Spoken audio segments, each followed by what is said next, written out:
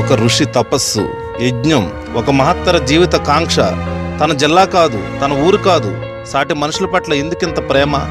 ఎక్కడో మారుమూల పల్లె కోసం తప్పిస్తున్న ఆ మహామనిషి స్వప్నం ఏమిటి?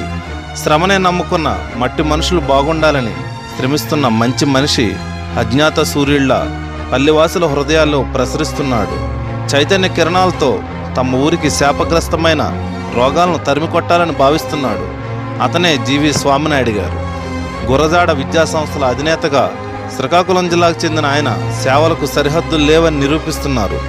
విజయనగరం జిల్లా బలిజిపేట మండలంలోని పెదపెంకిని చూసి కలత చెందుతున్నారు. ఎక్కడో పెదపెంకి గ్రామం, అది ఎంతో విషాదం. నిజంగా ఉత్తరాంధ్ర భౌగోళిక చిత్రపటంలో కన్నీటి ముద్దలా ఉండిపోయింది. మనిషిని బతికుండగానే తినేసే రోగాలు అక్కడ తిష్టవేశాయి. బోధవ్యాధి నిలువెల్లా వణికిస్తోంది. అన్యం పుణ్యం ఎరగని పల్లెవాసుల జీవితాలతో చెలగాటం ఆడుతుంది. ఒకరు కాదు, ఇద్దరు కాదు, ఏకంగా 400 మంది పైగా బోధవ్యాధిని బారిన పడ్డారు. కాళ్ళు వాచిపోయి నిత్య జ్వరంతో మనిషి బతికుండగానే చంపుకు తినే రోగం వేగంగా వ్యాప్తి చెందుతుంది. బోధకు తోడు మలేరియా, టైఫాయిడ్, డెంగ్యూతో పాటు ఇతర అంటు రోగాలు పెదపెంకి కన్నీళ్లు తెప్పిస్తున్నాయి. చిన్నపిల్లల దగ్గర నుంచి యుక్త వయసు వచ్చిన పిల్లలు, మహిళలు, యువత, వృద్ధులు ఇలా చెప్పుకుంటూ పోతే ప్రతి ఒక్కరూ బాధితులే. రోగాలకు ధనవంతులు, పేదలు అనే వ్యత్యాసం లేదు. ఒకసారి బంధువులింటికి వెళ్ళినప్పుడు పెదపెంకిని చూసి స్వామినాయుడు గారు చలించిపోయారు. అమాయక పల్లెవాసులు పడుతున్న వేదనకు కన్నీళ్లు పెట్టుకున్నారు. వారి వేదన తీర్చాలని ఆ రోజే కంకణం కట్టుకున్నారు. పెదపెంకిని ఆరోగ్యవంతమైన గ్రామంగా తీర్చిదిద్దేందుకు ఏం చెయ్యాలని ప్రణాళికల్లో మునిగిపోయారు. ఆ సమయంలోనే తన మార్గదర్శకుడు, గురువుగా భావించే డాక్టర్ కేజే రావు గారు ఆయన మదిలో మెదిలారు.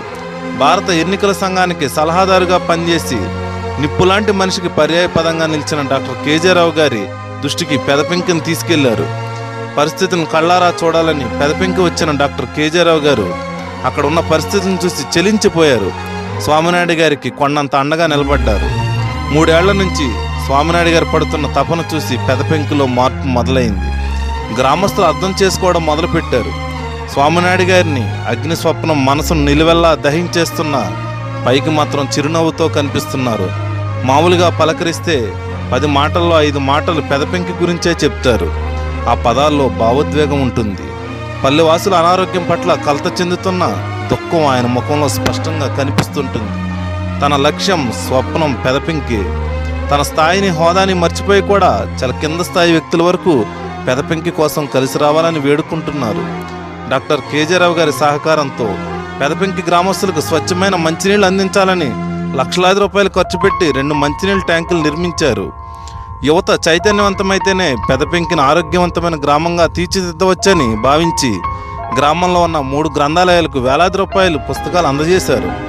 రోగాలతో మంచానికే పరిమితం అయిపోయిన పేదలు ఆకలికి బలవకుండా ఉండేందుకు 80 మంది నిరుపేదలను ఎంపిక చేసి నెలకు 6 కేజీలు తక్కువ కాకుండా బియ్యం అందజేస్తున్నారు. ఒక్కొక్కరికి ఒక్కొక్క బిందె, గ్లాసు, ప్లేటు అందించారు. అక్టోబర్ 2 గాంధీ జయంతిని పురస్కరించుకుని 305 మంది వ్యాధిగ్రస్తులకు చాలా విలువైన రగ్గులు, వాటర్ టిన్లు అందించారు. పూజ్య బాపూజీ కలలు కన్న గ్రామ స్వరాజ్యాన్ని పెదపెంకిలో చూడాలని తప్పిస్తున్న ఆ మహామనిషి అజ్ఞాత సూర్యుళ్ళ వెలుగులు పంచేందుకు తెర వెనుక అహరహం శ్రమిస్తున్నారు. పైకి కనిపించకుండా ఎంతోమందికి సహాయ సహకారాలు అందిస్తున్నారు. గురజాడ విద్యాసంస్థల అధినేతగానే కాకుండా మానవత్వం నిండిన మంచి మనిషిలా ఎందరికో అండగా నిలబడుతున్నారు.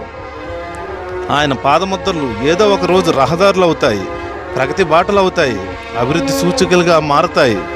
ఎక్కడో మారుమూల ప్రాంతంలో ఒక పల్లెటూరు కోసం 3 ఏళ్లుగా ఒక ఋషిలా యజ్ఞం చేస్తున్న స్వామినాయుడు గారిని మేము నిత్య చైతన్య స్ఫూర్తిగా కొలుస్తాం. అందుకే ఆయన తలపెట్టిన బృహత్తర కార్యక్రమంలో ఉడతాసాయంగా పక్కన నిలబడుతున్నాం. స్వామినాయుడు గారి మహత్తర జీవిత కాంక్షను నెరవేర్చడానికి విశ్వమానవ వేదిక సభ్యులు ప్రతి క్షణం కృషి చేస్తారని చెప్పడానికి గర్వపడుతున్నాం. కొలిములు రగిలిస్తున్న సమయం ఇది. ఇక వెలుగులు మాత్రమే చూడడానికి, ఆరోగ్యవంతమైన పెదపెంకిని ఆవిష్కరించడానికి మనసున్న మహారాజులు ప్రతి ఒక్కరూ జీవి స్వామినాయుడు గారితో చేయి కలపాలని విశ్వమానవ వేదిక తరపున విజ్ఞప్తి చేస్తున్నాం.